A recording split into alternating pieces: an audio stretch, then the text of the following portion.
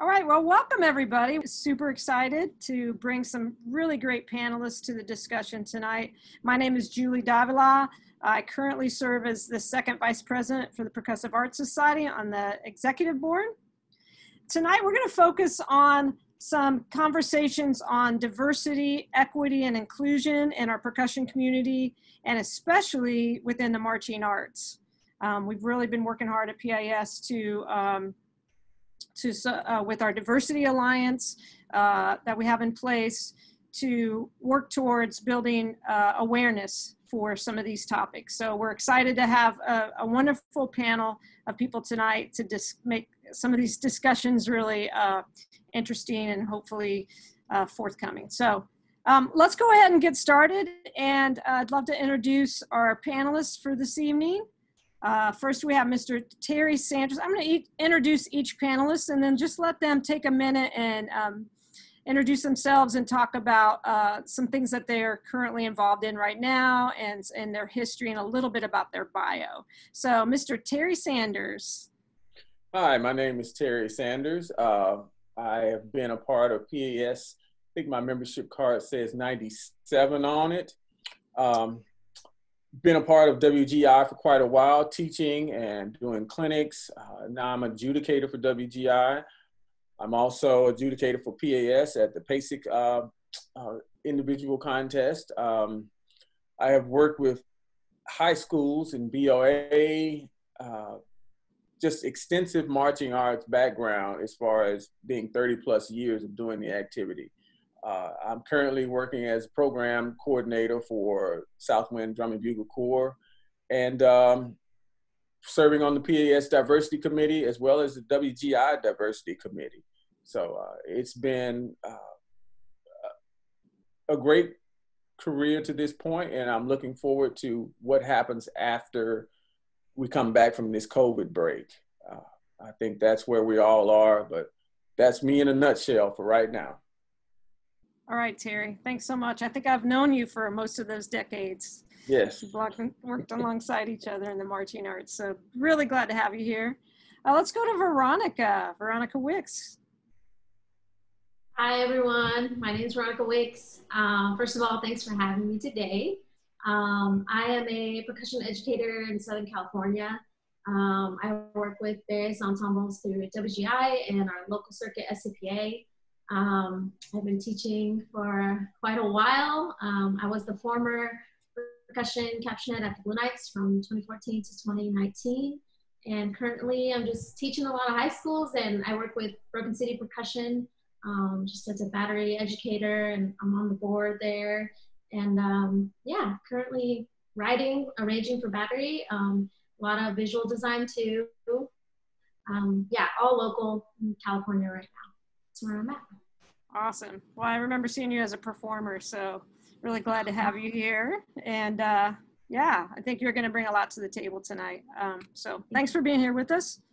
Let's go to Angelo. Angelo Outlaw. Hey, what's up? Yeah, thank you guys for having me. My name is Angelo Outlaw Jr. I started marching in the marching activity around 2004. And aged out around 2012, going from senior corps all the way up to blue coats and world class. Marched MCM from 2008 to 2012, and I've been teaching there ever since. I've been anywhere from a tech to a caption head, and now I'm just more in a consultant role. I now live in Philadelphia. I work in software testing, and I have my own solo music project called Jello Vibes. And that's me in a nutshell right now. All right. Well, same, Angela. I feel like I'm like godmother on this panel here. I've seen so many, both of you guys perform, and it's just a real pleasure to have you here with us. So looking forward to it. And then Mr. Pedro Orey joining us from Bethune-Cookman. So glad to have you here, Pedro. Tell everybody a little bit about yourself. Hey, how you doing? My name is Pedro Orey. I'm currently the percussion instructor at Bethune-Cookman University in Daytona Beach, Florida, and been associated with the university for a number of years, going on over 30 years. And my responsibilities is all of the applied study as well as working with the drumline. So with the drumline, we've done several things over the years in terms of commercials and been featured in different entertainment avenues and that kind of thing. So I've been blessed to be a part of the journey in the HBCU world. And so that's me. Again, teaching at Bethune-Cookman University. Fortunate enough to have the drumline to perform at PASIC a few years back. And since then, we've been privileged to have some of the other HBCUs to perform at the conference as well. So again, that's me, Pedro Orey from Bethune-Cookman University. Awesome. Thanks, Pedro. Hey, what year was that first Bethune-Cookman performance at PIS? Robin Engelman. I'm trying to think what year that was that Robin was the MC for that. You're going to make me laugh getting old now. Yeah. I'm not going to actually quote the actual year, but that was a fun time. We had North Texas there. Then we had another middle school drum ensemble, and of course all of the pipe drumming and that kind of thing. So that was an exciting time for us. That was our first Heritage concert, and standing room only, and it was like 3 hours and no one left.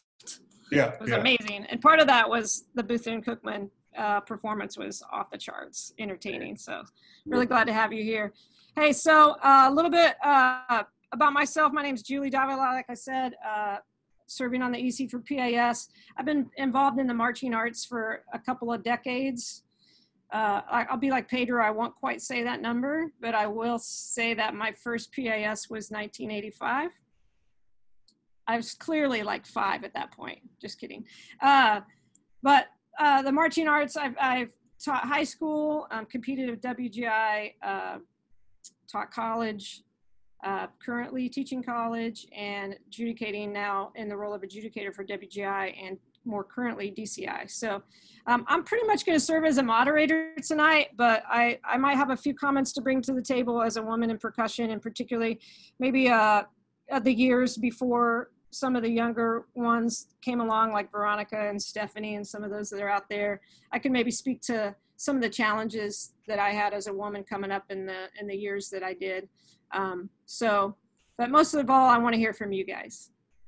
So let's kind of just start right out of the gate with, we all know this is a diverse panel in many different ways. And I think I feel like we're moving a barge a little bit in regard to how the marching arts is still seen in terms of even race and gender. I still think there's a lot of challenges there, but just let's talk about like how have each of you and your coming into this activity, either positive or negative, you can speak to, maybe a little bit of both, and then where you see we could still grow. So maybe some positive things that have happened when you came in and some challenges, and then how we could maybe still grow moving forward. And just how have you navigated your career to this point? You know, as a performer, perhaps many of you could speak to as a performer first, and now in the role of a leader and a director or a caption head, designer, in whatever regard. So I just kind of want to open up the floor for that. I think it's a pretty strong question, and we can get a lot of juices flowing here. And you know, I kind of want this to be an open discussion. So, you know, just kind of do one of these if you're like, I'm ready to jump in. All right, Angelo. Yeah, I'll kind of get it. I'll get it started. Yeah, so my journey through the marching arts has been interesting for me at least, and I know all of us probably have interesting, unique stories. As a Black homosexual male, I did come across some challenges marching in the activity, and some positives. You know, one thing that I didn't really expect, and I don't think that my parents expected, is how open the marching activity was to the gay culture. And that's something, you know, at least when I was marching in the early 2000s, 2004, 2003, you know, like it was very present. You know, you would go see a drum corps and just that environment was very present. So it was more comfortable for me to come out and to just, you know, just be who I am just through my sexuality and not have that be a barrier in my life, because I started marching when I was like 13 or 14, I think it was my first year of drum corps, and having just those, you know, just those people there that are already so comfortable with their sexuality, and it just being not really a thing in drum corps, at least, you know, really was a positive spin for me and in my life, you know, and that's not anything that I don't think that I would have expected going into it. Some challenges as far as being a person of color. I come from Upper Darby High School. They're pretty big in WGI and they're awesome. They are very, very diverse, and I think we had like over 50 languages in our school. It was like really, really heavy. But then, you know, I would go to some of these drum corps camps and I would go to some of these indoor auditions, and it would be mainly white males. You know, there weren't really any females there. If there were, it's like one or two, you know, really none in the battery. And, you know, it's, you know, really my mom showing me, you know, artists like Roy Ayers growing up and really just showing me that there are people that look like you that do this as well. You know, really helped me excel through my craft. You know, I wouldn't say like without those external influences, you know, there weren't really people in the marching activity that I could like look to that like looked like me, that was trying to do what I was trying to do. And yeah, is it good pass off? Yeah, I think that's one of the biggest challenges we face today still. And even as I was coming up, that the ability to be in this activity and see people that look like you is difficult at times. As much as it has grown, like WGI and DCI, and there are more faces of color out on the field, it's still not where I think it needs to be as far as participation is concerned. There are a lot of invisible barriers. There are a lot of hurdles financially that keep people of color from being able to participate. But even past that, as you look past the performers on the floor, you look at the adjudication staffs, you look at the exec board, you look at the exec board directors, there's not a lot of people of color in those positions. And then you can even take that even further and go to your music companies that come out, the vendors that come out to service the companies, the corps and the units. Not a lot of people of color there. So when you start to look around and say, hey, I want to be the executive director of blah, blah, blah organization. Well, I've never seen anyone of color have that position, so maybe it's not obtainable. Even if you look at your caption heads in DCI, if there's not any people of color in those positions, as a student marching, if I want to aspire to be that, I don't get to see that before I want to aspire to that. And that's really important, that we have more representation in our positions of leadership, in our positions of teaching, all throughout society. It's not just DCI and WGI and PAS. That goes for Fortune 500 companies as well. So that's all throughout life. Kids aspire to be different things. If I want to be a doctor or a lawyer or a fireman, do I see people that look like me in those positions? Yeah, well, totally understandable. And thank you both for the perspective on that.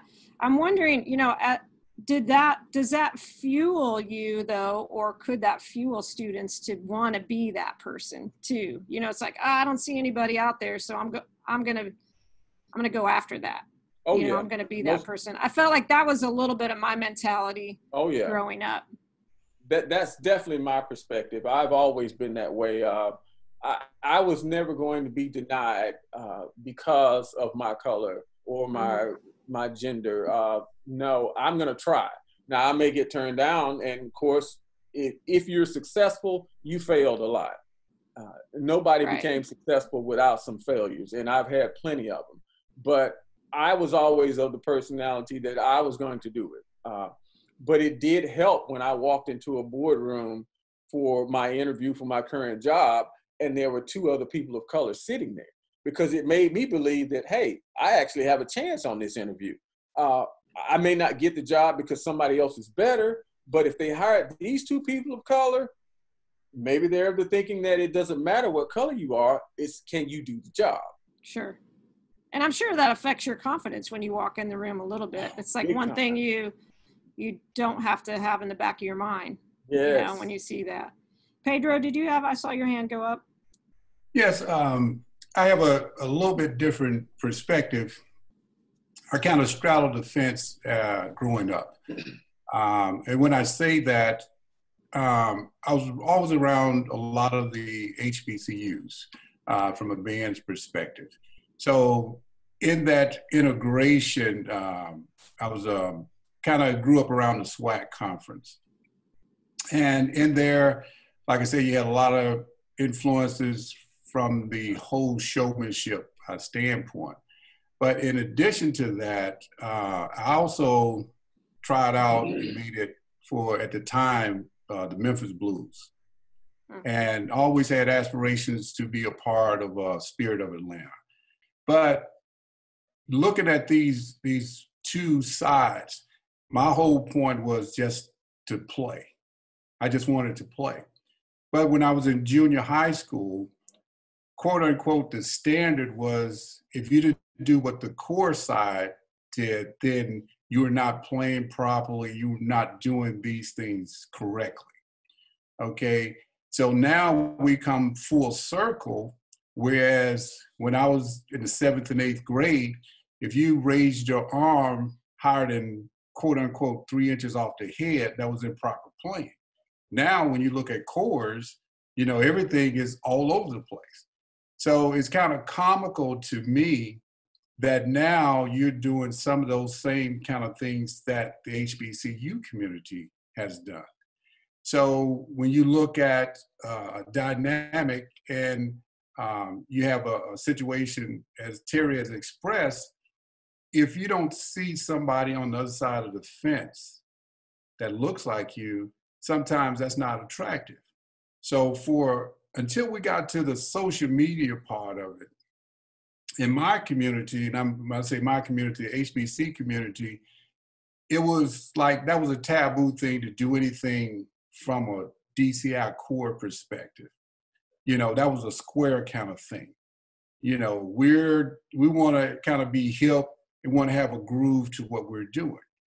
I think the development of DCI over the years, again, since I was in 7th grade to present time, I think it's done a lot for drumming from a technical standpoint. Through the advent of social media, now there's been a recognized of the HBCU community, in that it was always viewed that, hey, you guys can't play, all right? But over here, we can really play. So now through the advent of social media, now you have all these groups that are out that are actually playing. So even though my experiences, I was exposed to it, you know, but there was an aspiration. So I've kind of been around both things, and some things I've integrated over the years in terms of my experiences. So again, when we start talking about how you started in the arts, from HBCU standpoint, you know, the arts up until recent time kind of was, you know, that's something that, you know, white people do. You know, that's not something that we do in our community because, you know, it's not flash, it's not flair, so to speak. Yeah, Terry? The Heritage Drummers concert was 2002 in PASIC in Columbus, Ohio. But I wanted to say to Pedro's point, exposure has really changed the game with social media. There still could be more exposure, like doing exhibitions at schools you normally wouldn't do them at. Maybe Angelo has on his MCM shirt. Maybe Music City Mystique does an exhibition at an elementary school or middle school that normally all of those kids go to, like a show style band school, but they still need to be exposed to WGI. It's the same for HBCU. The HBCU bands need to do exhibitions at DCI maybe, because people still don't get that correlation as to what one side is doing or what style is doing. You have people that have never seen a steel drum band. They've never been exposed to it, and they've been in music all their life. So social media has helped to a point, but it would really be great if we could do some live things.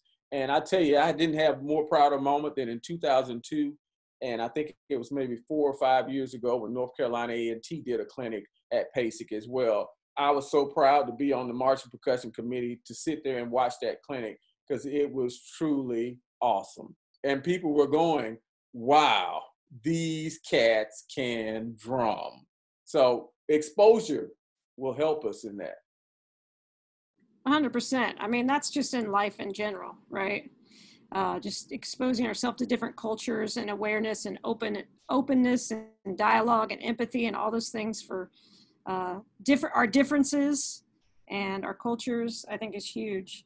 I know, Pedro, when you said, you sometimes had situations where you'd get offered a job, but things would be with like a trial basis. Like you'll get this job for 1 year on a trial basis. I definitely experienced some of those as well, particularly as a woman in percussion. When I moved to Nashville, and none of the band directors in the area knew me or knew any of my history. I had one person in particular that hired me, but he wouldn't tell me, but he kept asking people to come out and watch rehearsals to make sure I was good enough to stay in the job. And they became friends of mine. And I remember one time I turned around and I said, "Did he tell you to come watch my rehearsal?" Yep. And they were going, "Yes." So little things like that you can just read through, you're like, it's crazy. And on that point, Julie, and I've told so many band directors this, especially at the high school level, don't hire people because they marched such and such drum corps. You don't know if they can teach or not. Just because they marched the drum corps does not make them a great teacher. Yeah, they were a great performer. People who have such high virtuoso skills doesn't mean that they can relay that information to someone else. Just because they can do it doesn't mean they can teach. Sure. So I had to check quite a few band directors, say, don't hire that trumpet instructor just because he played trumpet for the Blue Devils. That doesn't mean he can teach. Right. He was told where to go, how loud to play, what to do. Right. Yeah. And I know the other thing I faced, and I want to hear from you, Veronica, in a second too, is when I'd walk into a new situation, I remember one of my first hires here when I got hired at Overton High School, which I was at for 10 years, and we competed at WGI. The gentleman that was teaching there before me assumed that I was there to teach the front ensemble. So when I walked in, he's like, "Oh, they brought you in to teach the front ensemble, right?" And, I was a battery person, and I had to really prove myself. And that's ridiculous. I always felt, I don't like to necessarily talk about myself but sometimes you have to step up and kind of tell them, like, these are my experiences. This is what, I hope you'll trust me, but you have to speak up for yourself sometimes in that regard, because and that's just, to me, that's a lack of exposure. It was a little bit closed-mindedness, but, it is what it is. But I faced some of those. I tried to brush them off, but yeah, Veronica, you want to speak to any of this? You're smiling. Yeah, I've experienced that quite a lot, actually, particularly in the DCI realm, mostly. But zooming out, yeah, I kind of, Pedro said something like, I just wanted to play, that I found so interesting, because that's kind of like the realm I grew up in too. I didn't really notice the absence of females. I just thought, like, that's cool. Like, I want to do that. And it was never like, I want to do that because I'm a female and there's none. It was just, I just want to do that because it's cool. But then when I got more into it and tried doing it, I did see the challenges, and then I did start noticing the absence of females. So it was a little bit challenging as far as, like, once I got into DCI marching as a performer, I struggled to get into like a top 12 core. And I never really even then saw it as gender. I sometimes saw it as size because I was a tenor drummer. So a lot of times I thought about it from like a physical standpoint. I'm only 5 feet tall. I'm pretty small. So it was a challenge. And then when I started teaching, I was fortunate to work around people that also had that perception of they just wanted good educators. They weren't trying to hire people just because they had the best resume. They were just trying to hire people that could actually teach, gender aside, racial bias aside, nothing like that. I was really fortunate to work around educators of that mindset. So it did help me like a lot when I got into the realm of drum corps and Blue Nights. But a lot of things were like, I started like, Jello said this, like from anywhere from like a tech to a battery manager to a caption head to a designer. I just worked my way through all these different hats. But the caption head hat in the DCI realm was really difficult because yeah, like Julie said, I would go into things and I could tell people were always watching or a little bit hesitant. Particularly like one easy, clear example that everyone sort of gets right away is going into critique. Obviously, unless Julie is a judge, almost all the judges are males and almost all the other percussion caption heads are white males. You rarely see a Hispanic female percussion caption head. So it was hard. And I did get a lot of like, oh, the guard judge is over here. And I'm like, oh, I don't teach the guard. I teach the battery percussion or the front ensemble. Yeah, I did get that a lot. And it was a challenge sometimes. I feel like I had to maybe personify it a little bit more, like Julie said, than I wanted to, of who I was or what I was doing or what we identified with as a core, because a lot of times I'd go to critique and like I wouldn't talk anything about scores or anything about like the show. I just talk about like who we are, what we do, what we believe in, how do we identify ourselves, because it also helped my cause too, because I would feel there was like already a lack of trust. Or if I would bring a male to critique with me, let's say it was a pit tech, it could have been Jello, and the persona is like, oh, she's the pit tech and he's the battery guy, and it's like, well, no, it's not that. It doesn't matter, you know. And a lot of times the judges would only directly speak to the male and look at the male, and they would never look at me. And it was a challenge. I actually started going to critique by myself per Mike Jackson's recommendation. He would encourage me like, go by yourself and like give yourself that like freedom to speak up on that front, because it was a challenge. So I totally get what Julie's saying about the misrepresentation, or it comes with a little bit of stipulation, a lot of judgment, I guess. Totally. Yeah. I see that a lot in critique, like a guy and a girl come in and their eyes are directed towards the guy the whole time, you know?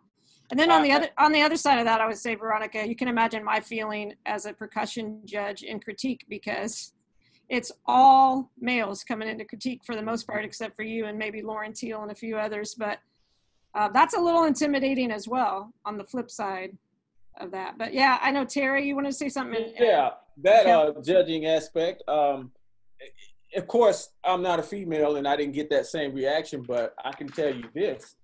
I have been judging contests, marching band contests, where we have the separate tables and the people come in and, you know, they're doing the round robin deal. And I've had bands not come to my table. Wow. They didn't want to talk to the percussion judge. I've even done where we're all grouped together, like all the music judges and the percussion judge all sit at one table because we're trying to hurry critique up. So we do like one table. And they say, you have any questions for the percussion judge? Nope. Now, the guys that did ask and want input, they got an earful and they were grateful for it. But I'm not one to sit there and say, well, you got to hear me talk. No, if you don't want to talk to me because you don't feel like I'm not qualified to be on this panel, or I'm not qualified to help educate you about your program, fine with me. Mm-hmm. Now, I can tell you on the flip side at WGI, it has been a thrill and a pleasure to judge indoor. Now that I have the tag of being a WGI judge, and it means a lot more, it's a lot cooler for me. It was already cool because I know everybody, but it's a lot cooler now because when people come in, especially young guys like Jello, when they come in and see me sitting there and it's like, oh, we got a black judge today. Yes, you do. And they get an earful as well, and they're very appreciative. So it's a flip side to everything, but I'm absolutely loving it. That's awesome. That's awesome. I hope that we get to at some point that we don't see any of those things. Of course, that's what we're striving for, right, in life, but we don't see gender, color. We just see people striving to do their best in a field that they're passionate about and supporting each other. You know, I just hope someday we reach that point where it's a little bit more of an even playing field for that. Jello, did you have something you wanted to integrate? Yeah, I think, reaching that point, I think this is the start of reaching that point, so where we can break down those barriers.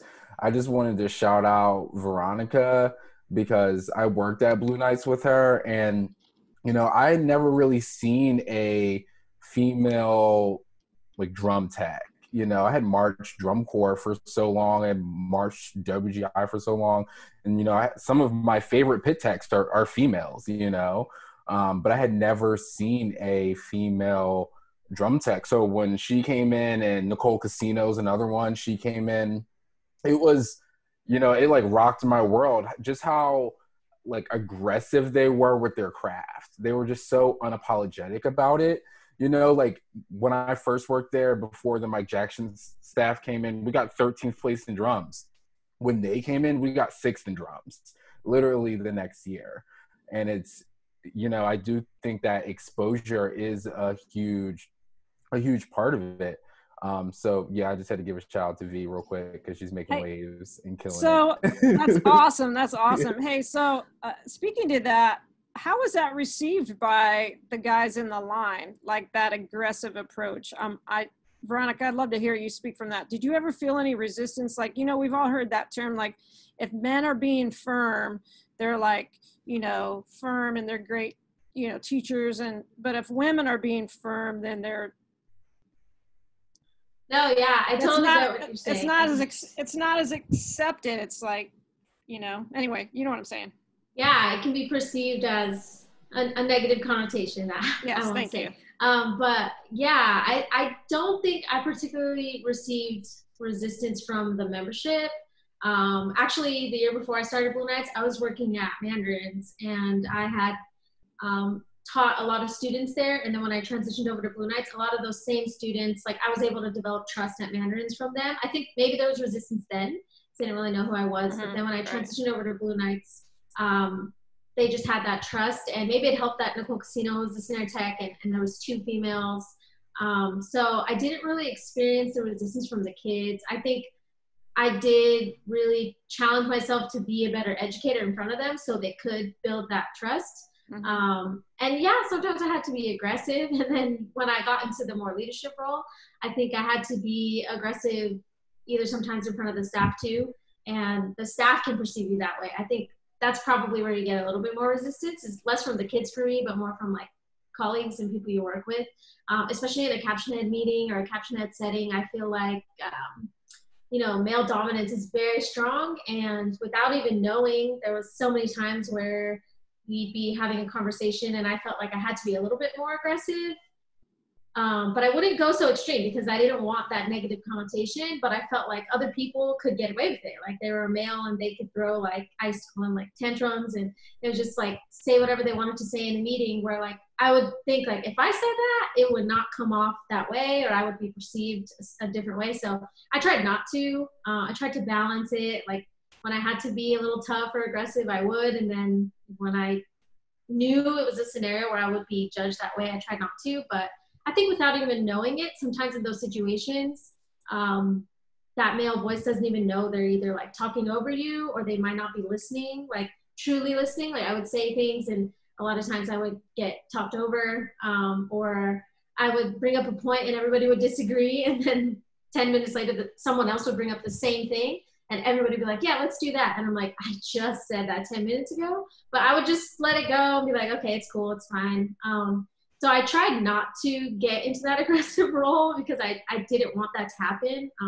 But if anything, yeah, the resistance was more among colleagues than I think the members. I think the members, we had such a identity and philosophy on treating the members well at Blue Nights that we didn't experience that resistance. I think that's part of it too. Like if you're gonna go into the activity and be the representation for, you know, a minority group, then you kind of have to be strong in your like philosophical agenda and like your voice and know where you stand, because it's going to get challenged at some point, like you said, with like either you're aggressive and people are going to have that connotation. So I had to find a way to be like strong in my belief system, my identity. So when a kid was that way or a colleague was that way, I could back myself up a little bit. And I had that sort of something that I was grounded in, I guess you could say. And that helped a lot. I think at Blue Knights, we were always grounded in the idea of like, take care of the members, make sure the members are having the best experience so they will want to come back and they just enjoy what they're doing. It doesn't have to be typical drum corps. You just make up your own rules. Like who's making up these rules anyway? So we would just do that all the time. And I gained trust like that. I had less resistance because they knew like Veronica's on tour. We're going to get more sleep. We're going to get food. We're going to get treated this way. And it just like helped me a lot because we built that trust from member to staff member without me having to like change my persona. So when I was aggressive, they knew it was needed, or they respected it, I guess. Right. Yeah. And I think, you know, like you said, if it's grounded in education and like you're prepared for rehearsals, you're educating, you know, the students at a high level with mutual respect. So, you know, they knew you were taking care of them, but they also realized that there's an expectation on their behalf as in rehearsal and as a member. And so I think it's that mutual respect. But hey, Pedro, so I wanted to ask you a little bit about, you mentioned not a lot of women represented in the HBU. Can you talk about that a little bit, like where that is right now and where do you see that going? And maybe why is it? Why are we not seeing that? What are the challenges or barriers, if there are any? Could you just speak to that for a few minutes? I think it's just like the thing that Veronica said initially. You know, we look at it in isolation. You may say, yeah, I know this person, I know that person.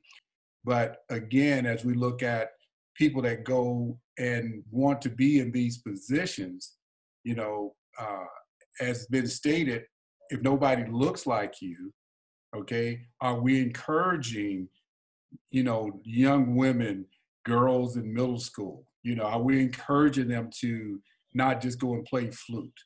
Are we encouraging them not just to go and be on the flag team? You know, because again, you know, those are the stereotypical kinds of situations. So I think that may be one of the dynamics as we look at why don't we see as many minority women, you know, and even in the HBCU community, but I think that goes across the board.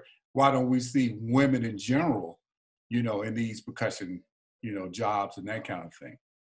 Yeah, you have to have that support from the house as well.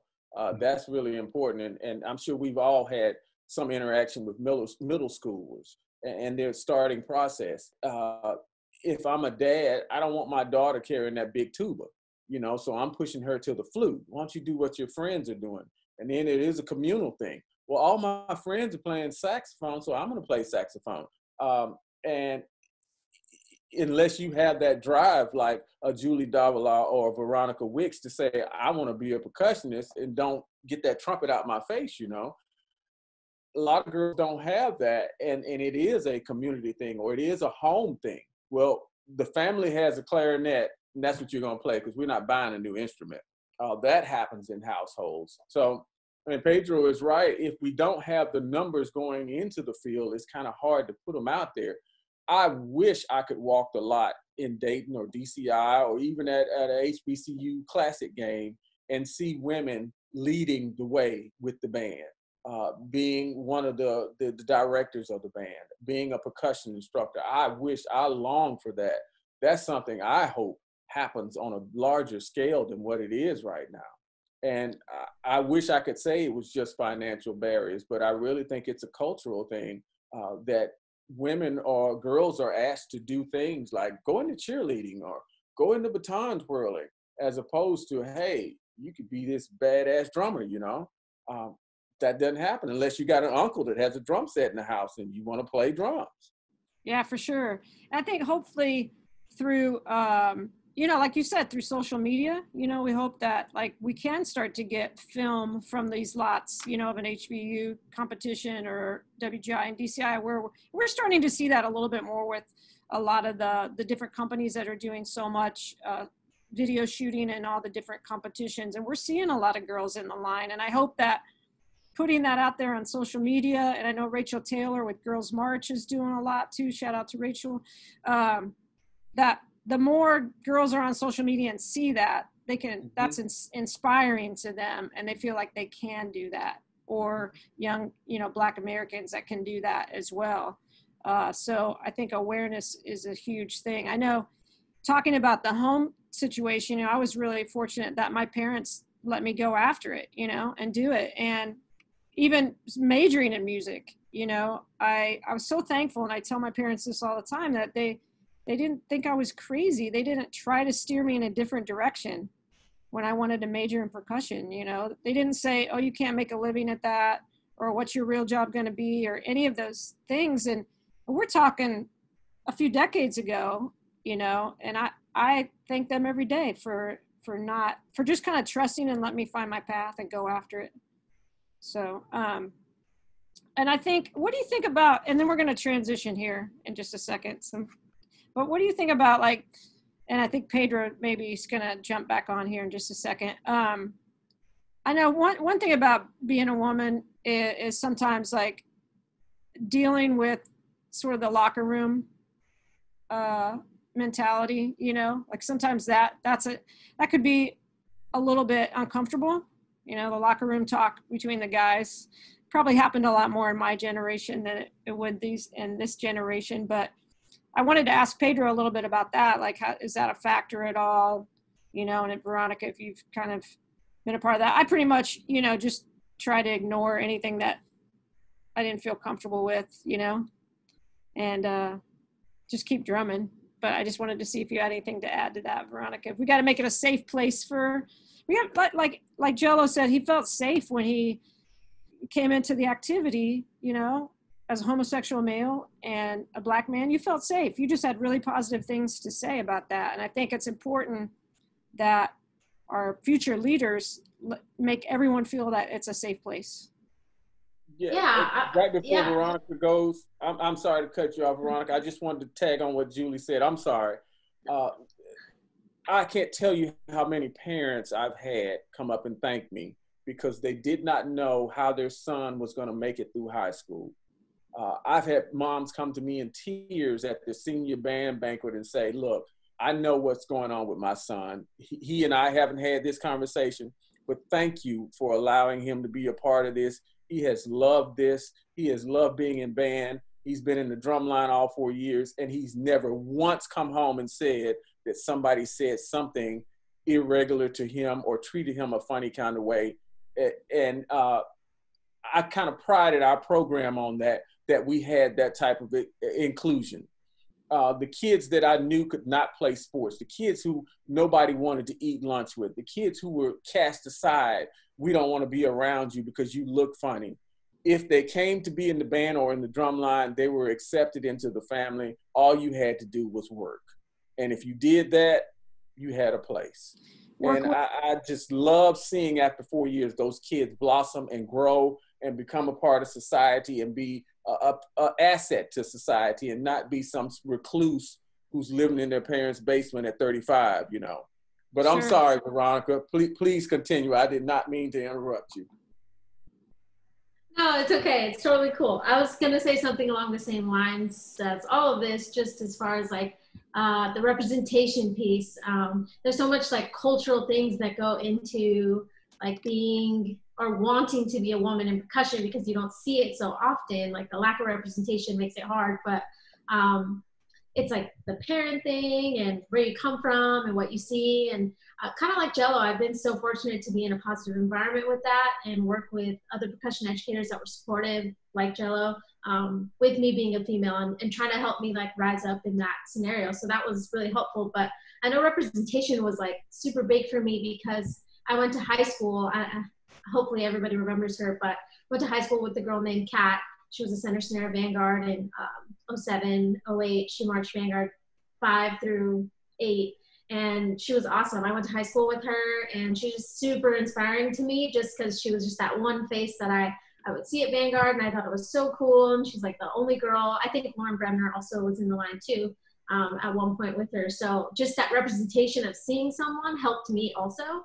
And I know that's hard because, like you guys all said, there's not a lot of women in a battery setting. So it's hard for another younger student to see it. And that's been a struggle too. But I think the more individuals that are women that play in battery percussion, that are seen, and social media, kind of like Julie said, like there was one year at Broken City, we had 4 females in the battery, 1 on every instrument except tenors. But it was cool because I think there was enough representation, and a lot of people noticed it, like, oh wow, there's like that many girls in like a top 5 or whatever independent world group. So that's been like a big thing for me too. I think I strayed away from it's actually a challenge for me to voice like being a woman in percussion and advertise it. I never felt like I wanted to advertise it or talk about it.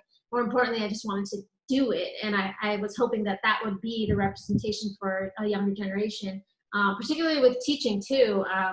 I would stray away from being in, you know, lot videos or talking about it while I was at Blue Nights. I like to stay in the background because I feel like the group should speak for itself and the talent should speak for itself. And there's females in there, so you know, and there's, you know, African Americans in the line, so you know what we're about. You see the diversity, you see, you know, there's no, it's not what is common, I guess. And I felt like if I backed up enough, people would see the kids for what it is and see the talent. And if you thought it was good, then maybe you'll look at the educator and you would, it wouldn't matter. So a lot of it for me was that. It's been a challenge for me to come out and talk about it in a way because I was more about doing it. But right now we're in the age of like, you can't do it, you have to talk about it because COVID. So here we are. But yeah, it's helpful. It's helpful now talking about it. I know. I'm just real quick, Tara. You know, that's same, Veronica. Like I would actually kind of get aggravated a little bit when somebody say, "Well, you're really good for a girl," or a girl drummer. I was like, no, I just want to be a really good drummer. I just want to be a good percussionist. You know, I don't need that tagline on it. You know, so sorry, Terry. Yeah, I was gonna tell Veronica, stand out front. I tell all of the people of color, especially my African American males that are teaching, stand out front where everybody can see you. You don't know the impact that you're having on the people watching you at any time. I don't care if you're doing just a subsectional at some high school in BFE, Indiana. Stand out front where they can see you, because you don't know what 5-year-old girl, what 6-year-old girl is watching you at any time. There may be a parent just bringing a loaf of bread up to the school to give to the corps to donate, and she has her 6-year-old granddaughter with her. And if she sees you teaching that group, you don't know the impact that it has on her, the memory that it has on her. So any chance you get, and I know you're the type of personality, you don't want all the rah-rah and all that, but I encourage you, please stand out front where everybody can see you.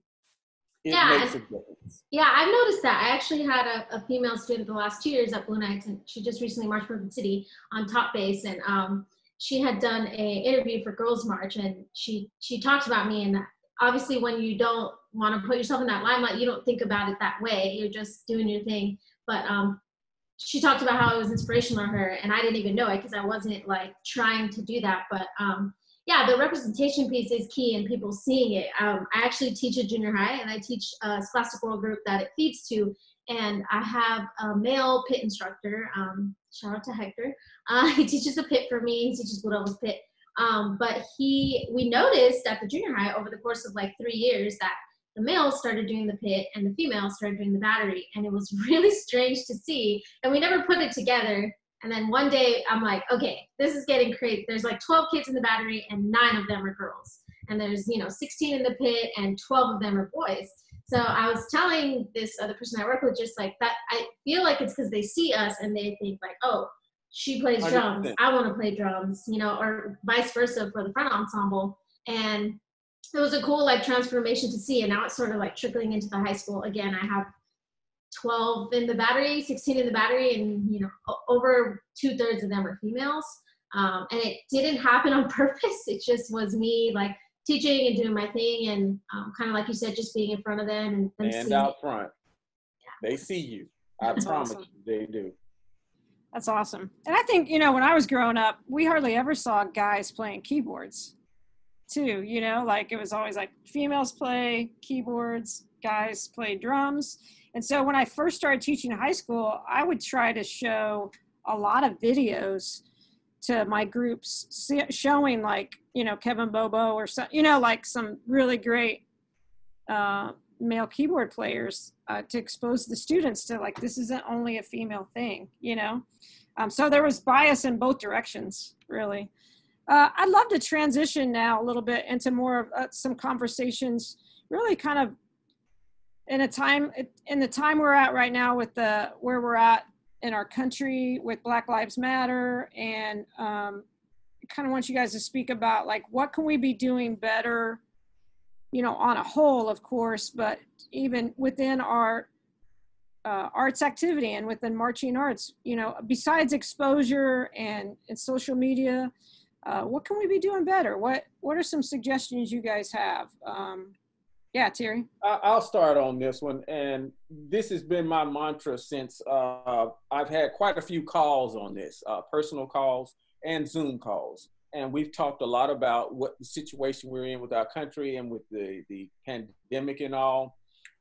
My thing is, we have to be better after this is over, individually and as organizations. We have to be better. If we're not working to get better, if PAS is not working to come back stronger and better than it is right now, then we're wasting our time. We're not doing the right thing.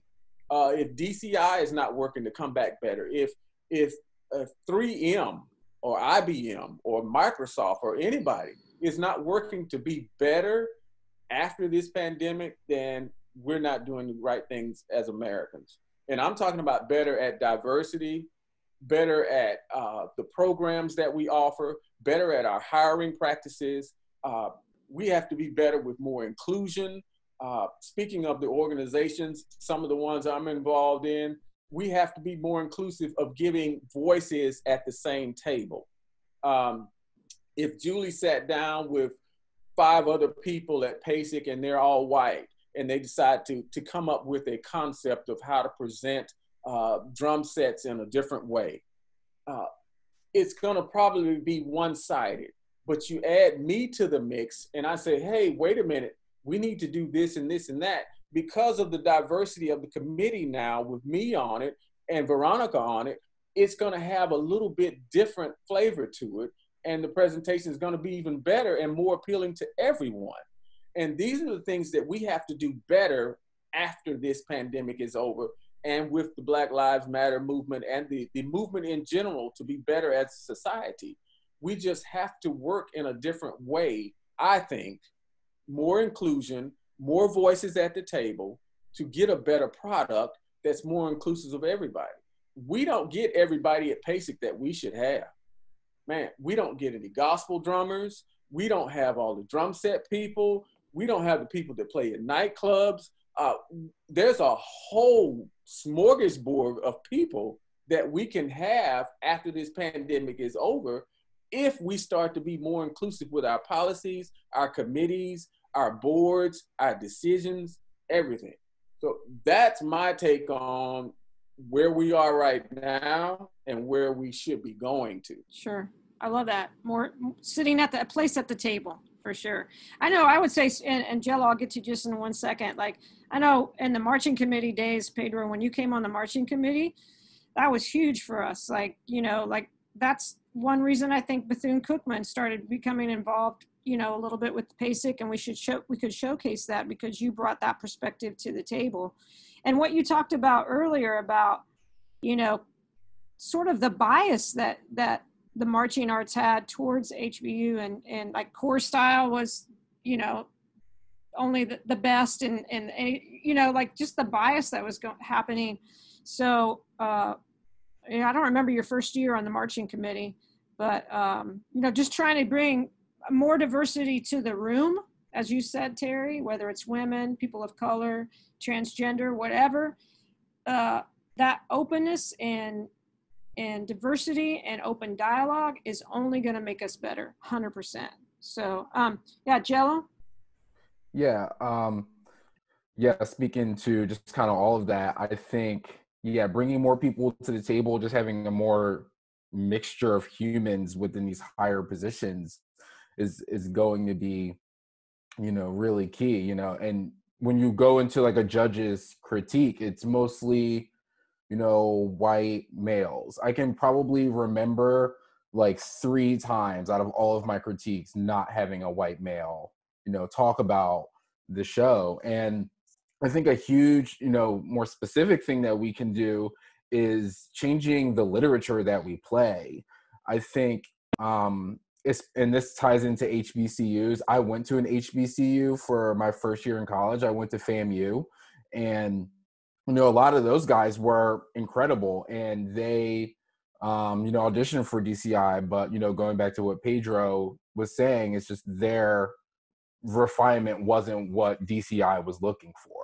You know, and you know, now that DCI has taken more of just a entertainment route, I don't know why we haven't really incorporated more of the HBCU musical arrangements, you know, and more of just this cultural music, and not just the music being so whitewashed.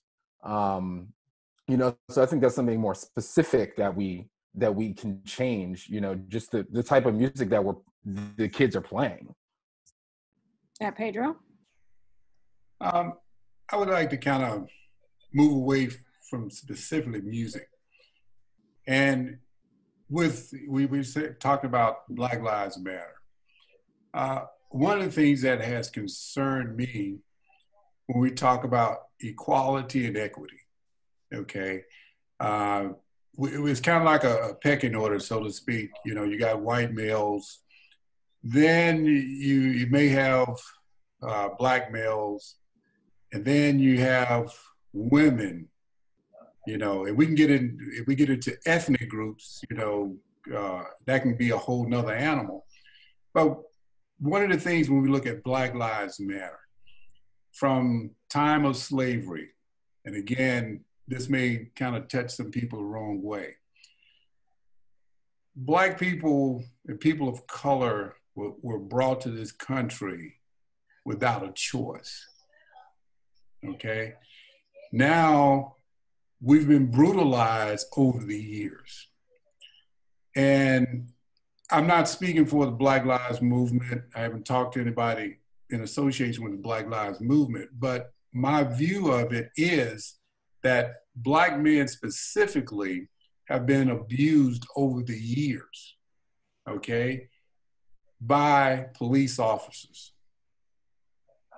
And now that we're in a situation with social media, we're just able to report it. Everybody can be a journalist, so to speak.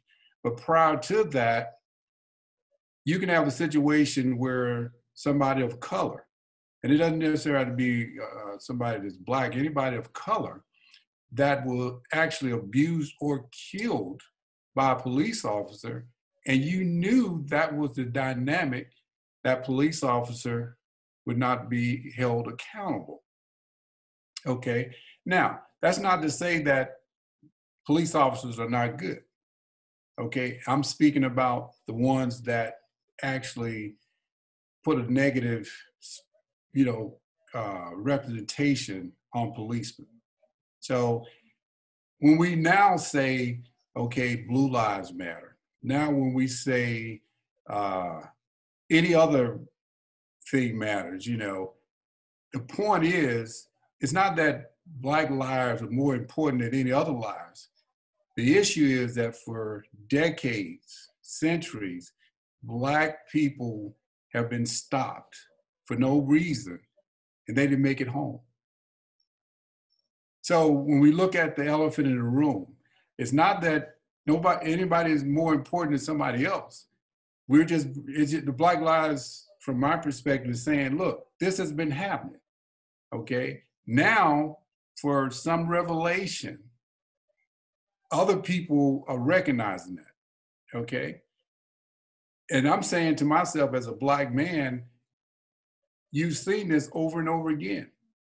What happened that all of a sudden we had a videotape 2 years ago that now we have this dynamic, which is good now that we're recognizing it, okay?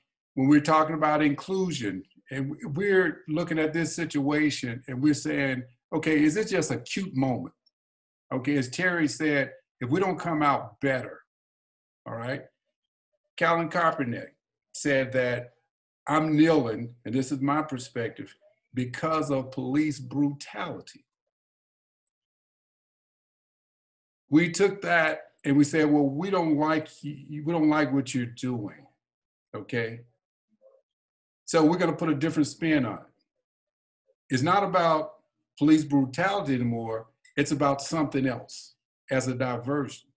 But the point was, we have a destructive situation. How do we correct it? Okay, now it's being hijacked again. And we're missing the point. So now, when we have a situation like the different organizations, whether it's music, drama, whatever the case may be, if we don't do something that affects other people in a positive way, regardless of gender, ethnic group, whatever the case may be, if we don't address it from a standpoint to say, well, look, I want the best person for this particular position, okay? The commissioner of NFL, and again, I'm not trying to throw anybody under the bus here, made a statement that I saw on YouTube about supporting Black Lives Matter. That's a great statement. But if it's not followed up by every owner in the NFL, and this is just my own perspective, you had a situation where Kaepernick was blackballed from the NFL.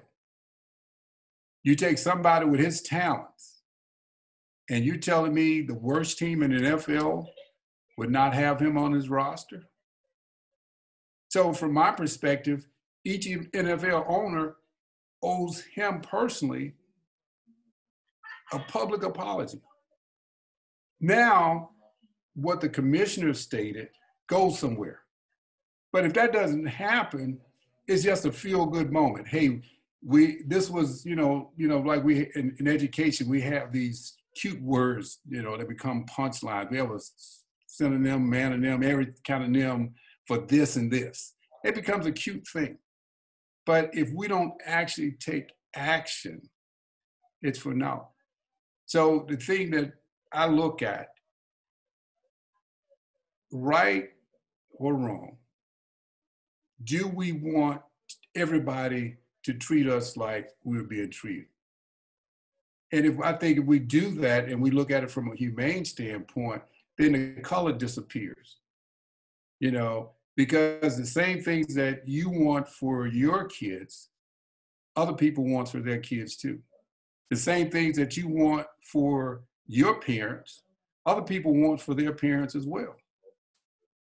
And when we look at these dynamics, we don't look at them from a standpoint, hey, if I was in that person's shoes,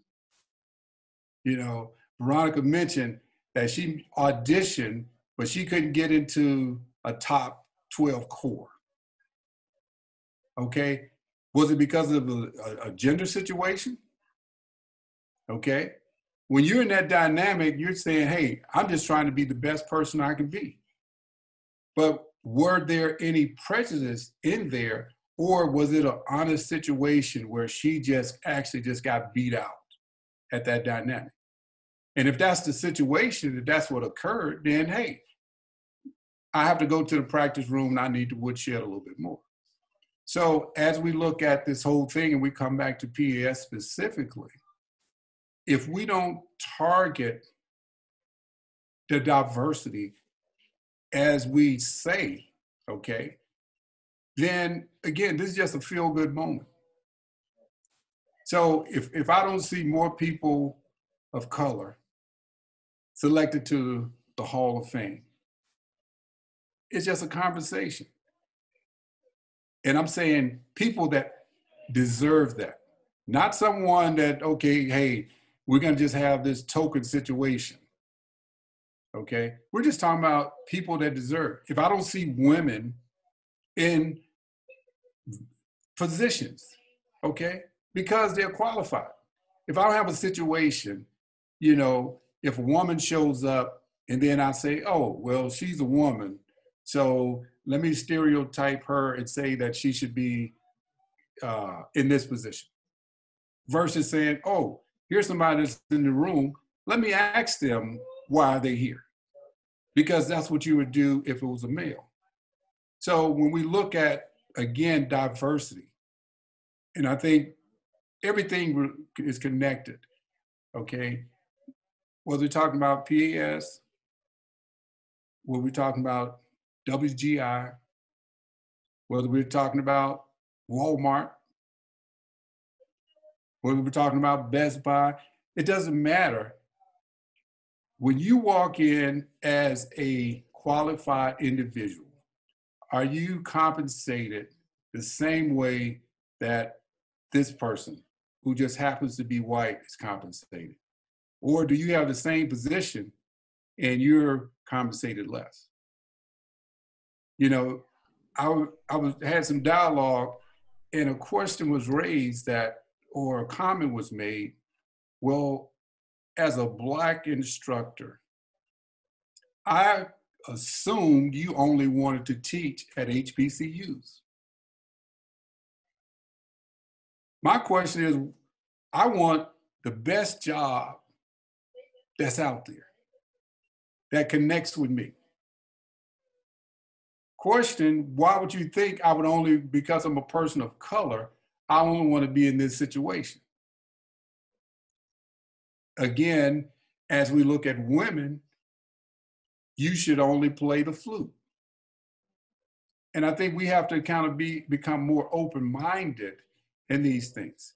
So as been stated, if we don't do something and come out better on the other side and really say, look, I want the best, whoever's in this position, not because they're my best friend, not because I march with them, but this person is the person we need for the job. I think we'll be in a better situation. So again, my comments, like I say, is not to throw any sports organization under the bus. It's just my view from a Black perspective. Sure, yeah. And I think you kind of hit it on the head there. Like it needs to be, it can't be disingenuous either. It can't be the token woman, the token Black guy, right? Yeah. The token, you know, because then I don't feel like we're growing. Exactly. You know, I don't feel like we're moving forward. I think that's actually closed-minded in a way. So I thought that was a really important piece to that, Pedro. Jello, I was wondering if you could just speak a little bit. It sounds like you had a great experience with some of your, you know, diversity that you bring to the table. Where do you think things are right now in the activity or just in general, you know, regarding, you know, I feel like sometimes I'm glad you had a great experience. I think sometimes particularly in a male-dominated field like that, there might be a lot of machismo, right? That just was wondering if that affects sort of the inclusion of you. And when have you always, or what age did you come out and make that public? And yeah, and that's a good question. It is someone recently asked me, when did I come out? And it's kind of hard for me to kind of pinpoint that one date. I think that growing up in America in like the past, 20 years, I think that you have to come out multiple times. You don't just like come out once. You may put it on social media. Maybe that could be your one time coming out, but every job that you work, every new ensemble that you're in, you will have to come out again. It's not really just like a one-time thing. It's your life. But yeah, I, was struggling with my sexuality in my early teenage years, just puberty. Everyone is. But at that time I got into senior corps. So I had just a lot of older figures, not just people in their like late teens and early 20s, but like people that had marched in like the 80s and the 70s, you know what I mean? And really just they are who they are at this point. You know what I mean? It's not, I was just in that environment where it was just what it is. Like, this is just, if you're this way, cool, let's, you know, talk about it, you know? And I think those people being in the activity, giving those individuals the ability to talk about it, is, you know, why I didn't struggle as much as someone else would that didn't have the opportunity of marching in this activity. As far as where things are now, you know, I can't ever remember a time as a teacher where I saw someone, you know, kind of face that sort of negative energy. I'm sure it exists. I'm not saying it doesn't. But at least for me, I make sure that I always, you know, just put that out there, like, first thing, you know? So if anyone feels uncomfortable, because there is that huge macho factor in percussion in general, but, you know, especially the marching activity, that, you know, I just make myself vulnerable and just have that doorway open, just like those people did for me in senior corps, and just be unapologetically myself, and just really having that doorway, just those walls just completely down, you know, even from a student perspective, you know, and again, just really having that conversation. I don't know, you know, I think with, you know, when you march drum corps, it may be a lot different than when you march WGI, because in drum corps, for one, there's just more people, and two, you have males doing more non-conventional things like color guard. Mm-hmm. You know, you really don't, you know, I mean, more traditional guard obviously are more male driven, you know, when you're thinking about that. But when you're thinking about like the color guard and the marching activity, at least in my mind, it was always more just a female thing, you know? So really when I was going through puberty and then got into senior corps, and I saw like half of the guard were males, you know, and some of them were straight, some of them were gay, you know.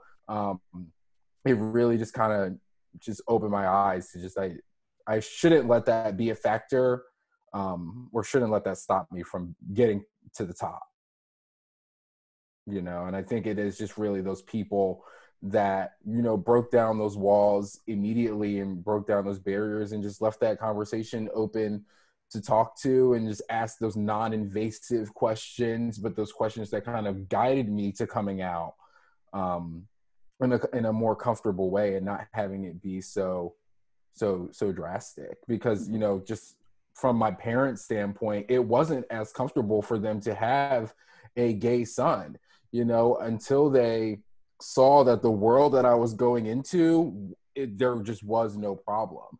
You know, they didn't have a problem with me being gay. It was more of a problem of me being gay in this world, mm-hmm. you know, and didn't want to just kind of feel that extra pressure of being Black and gay, you know. But once they saw the activity that I was going into and the people that I was around, they were, you know, they were more at ease. Awesome. And I think it just goes back to what I mentioned earlier. You know, it's our responsibility as leaders, as teachers, to provide a safe environment for all of our students. You know, I think providing a safe environment, and then, you know, the equity piece, the equality piece, like making sure that all of our students feel they all have an equal chance, right? They all have the same chance. They're going to be, you know, they're going to be judged on the exact same criteria, you know, and no bias. I know, you know, I think I've had that over the years with the girls that come in and audition for the drumline for me. You know, I think, you know, I hope that when they walk in the room, just like you said, Terry, when you walk into an interview and you see, you know, a couple people of color sitting at the table, you feel like, okay, I might have a chance, you know. And I'm sure, Veronica, that's why you have 16 girls in the drumline, you know, because they see that, you know, anything is possible. And I think that's our responsibility. And I hope that, you know, that we spread that message, and we continue to spread that message that anything is possible for any person, regardless of, you know, sexual orientation or gender or race or whatever that we're facing. But like Pedro said, taking action, You know, we can't sit on our hands. That's not taking action. So we have to continue with this and have a voice. And I'm super excited that the PAS Diversity Committee with Elizabeth and has been doing a great job. There she is. Say hello. So I've been really, we've been really grateful for Elizabeth and of course Joshua, our executive director of PAS. You know, I was fortunate to go to Poland last year for a clinic and in Gdansk, and Lalo and I, my husband and I, went to the Solidarity Museum, and the last room of the museum had 3 big words on the wall, and I thought they stayed with me, and I thought, gosh, if I wanted to make a bumper sticker, I was like, this is everything, like this covers it all. But it was dialogue, openness, empathy. And I just sat in that room and I looked at those 3 words. I'm like, what else can you add to that? Dialogue, openness, empathy. I think we have a lot of dialogue going on right now, but it's a little bit, it's noise. It's a lot of noise out there. So the words that follow dialogue, the openness and the empathy, I think are just dynamic. And if we can continue to spread that message, maybe we can start to make a difference, you know, in our little corner of the world, because it's all the grassroots that's going to make the big picture. You know, we can't feel hopeless in the small and think we can't make a difference. We can make a difference in every drumline we teach, every subsectional that we teach, every critique we go to, you know, like every action, small or large, is measurable. So I'm really excited, and I'm so grateful for all of you guys today. I feel like this could go on for like, you know, a marathon. We have hours. So much, and yeah, hours, and you guys also have so many great things to offer. I might like to close just with letting everybody have some, you know, maybe a closing thought or remark. Veronica, you want to go first? Yeah. Sure. Yeah, Terry said something that was super prevalent in my mind was, so did Pedro, about like taking action. So as we wrap up the conversation and all the great things that have been said about, you know, inclusion and representation and how we've been able to do that in our like small realms, I just want to encourage everybody out there to do it beyond just like this social media movement, but to do it beyond that, to when you get back out there and you're live and it's in front of you, like to check your own bias, because we're all home right now. We've all been like exposed to so many things, and in a way, you know, this quarantine, this time has given us a lot of self-reflection time and some time to really like understand the world for where it's at and know that it needs improvement. And the only way it's going to happen is if we go out there and we do it and we change it. And even if it's in a place that you feel is small, that's not doing a big change. It is, because in that one small realm, like it's going to trickle out and it's going to have that effect, and all that like representation that you have will then foresee to somebody else, and then they'll be encouraged by that too. So, you know, I didn't speak much on behalf of the Black Lives Matter movement, but yeah, I can't personally relate to being a Black male. I'm not a Black male. I'm married to one, but so I see a tiny glimpse. I've had those tough conversations, but I have a master's degree actually in social work and social justice and equality and equity, and super try to stay knowledgeable and on top of those things. And I feel like once you start educating yourself and you start finding those resources, you can just live it out and you can be in front of kids and you check your own bias as it is. You don't have those bias anymore because you've started to study it out and understand what it's like for some of those individuals. So you can be empathic. You know, it's not just the dialogue anymore. You can have that openness because you've already studied it enough and you've had these tough conversations. So it's been cool and a privilege to be able to talk about these things that are sometimes tough conversations and people don't want to have them. But I think it's healthy. And I think in our little small marching community where we maybe don't see it often, or we might have a positive experience. Some people have a negative experience and they don't get that same opportunity. So it's just like trying to make the table bigger and more open, not the fence higher. You know, we're not trying to like close people out. We're trying to like open it up more. So I think the opportunities in the marching arts and the percussion community can go way farther than they currently are as far as diversity and representation and just getting out there and doing it. So thanks for having me. Awesome. Thank you. Thank you so much. Great words of wisdom. want to encourage you, Veronica, start looking towards the judging realm too. How about Pedro, some closing remarks? Well, I'd like to thank the Diversity Committee for allowing me to be a part of the panel. Really been insightful to hear all the panelists. As we look at everything that's going on around the world, one of the things fundamentally, if you care about someone else, and you can be open-minded and you can listen to a different perspective, I think we'll all end up in a better place.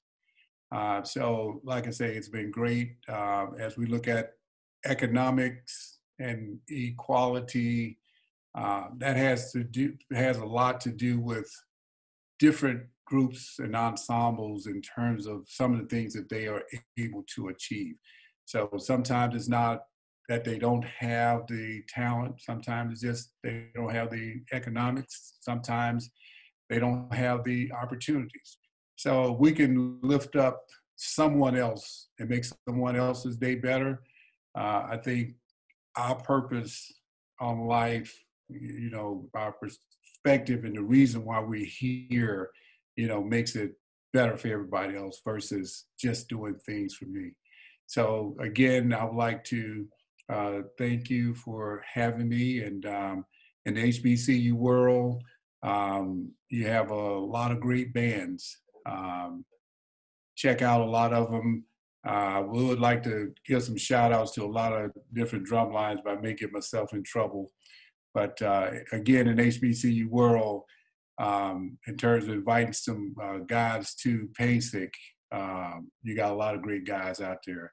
So again, thank you. And if we can use those 3 words that Julie mentioned, I think this whole world will be a better place. Thanks again. Absolutely. Yeah, thanks, Pedro. And I love that. You said that we just got to encourage each other and care about each other and lift each other up. And I know, Terry, you mentioned that. Like, that's one thing about working with kids, you know, is someone, I'm sure, in this panel, all of us had somebody that really encouraged us and made a huge difference just because they encouraged us and they believed in us, or they might have pushed us. So I love that those comments, Pedro, in regard to that as well. Mr. Sanders. Yes, I would definitely like to thank the PAS Diversity Committee for Diversity Alliance for allowing me to be a part of this panel. It's been a pleasure. I've been a part of several panels since we've started our pandemic and our Zoom lifestyle. I have one tomorrow night that I'm a part of and I'm leading. I've spoken quite a bit about this, and to me, it's been therapeutic for me having these discussions, because you have to understand that I've been Black since I was born. So this is not new to me. This is not like, oh, this is a new topic we're going to discuss tonight. No, I've been Black for 50-something years. So this topic is at the front of my mind 100% of the time. And being able to talk about it with friends of different nationalities and different ethnic backgrounds has been a true pleasure. I am amazed at the people that I have met via Zoom. Like, I've never spoken to Veronica before, but if she sees me now, she's gonna have to tell me to shut up, because I'm gonna be talking to her. I have met so many people that I didn't know were in the activity, that I didn't know were even educators. But via Zoom and via personal calls, my network has like tripled over the past couple of months. So that's one thing that I'm very thankful for. And I'm hoping that, like Pedro said, when this is over, we just don't stop this. It doesn't just become novelty. It doesn't just become a cute moment, but that we actually grow from this and we become better. And like I said earlier, if we don't become better, I myself as an individual, I want to be better after we get back to judging and traveling and DCI and BOA and HBCU classics again. When we get back to that normal type of lifestyle, I hope that I'm a better person at that point because of this experience. So that is how I'm trying to grow personally. I'm trying to influence every organization that I'm a part of to grow the same way. I'm trying to influence every organization that I can talk to that I'm a part of to have open conversations about race and inclusion and be honest about it and upfront and uncomfortable about it so that we can grow. So I am very thankful to be on this call. I hope I'm asked back for 20 more. It doesn't matter. I will talk until the sun goes down, which in my part of the town, it is going down right now. But thank you very much for allowing me to be a part. I have enjoyed it, and I hope to be a part in the future. Awesome. Thank you so much, Terry. Yeah, definitely. You know, one thing that when we see that word dialogue, that means that we need to have dialogue with people from all different perspectives, right? So I think sometimes with social media right now, we tend to really quickly shut someone out that doesn't think like us, right? And we're definitely, we have to have that open-mindedness to hear from, and then we can be critical thinkers. We can have a thought of our own, right? But if we only surround ourselves by like-minded people, then we're in trouble. You're gonna get the you same know, stuff. Yes. Yeah, we're gonna see. So thank you for that, Terry. Really, it's been a pleasure. And we'll close out here with Angelo Jello. Just kind of going off of what you said just now, I do think expanding just your circle and the people that you're surrounding yourself with is key. You know, if your entire friend group is all white, or if you look at your Facebook and you only hang out with males, in 2020, that is a problem. You know, that's not okay.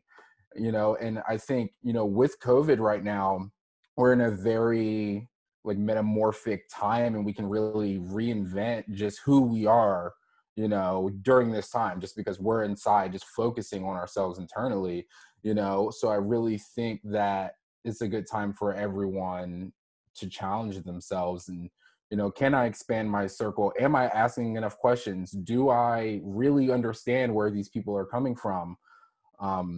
You know, like the female perspective, I have no idea, you know what I mean? That's, you know, I need to ask more questions on that. You know, some of the things that you guys brought up, like being a female judge, like I never, you know, that's just pure ignorance on my part, just self-reflection.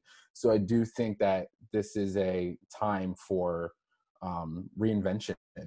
So I challenge everyone to do that and really to expand your circle.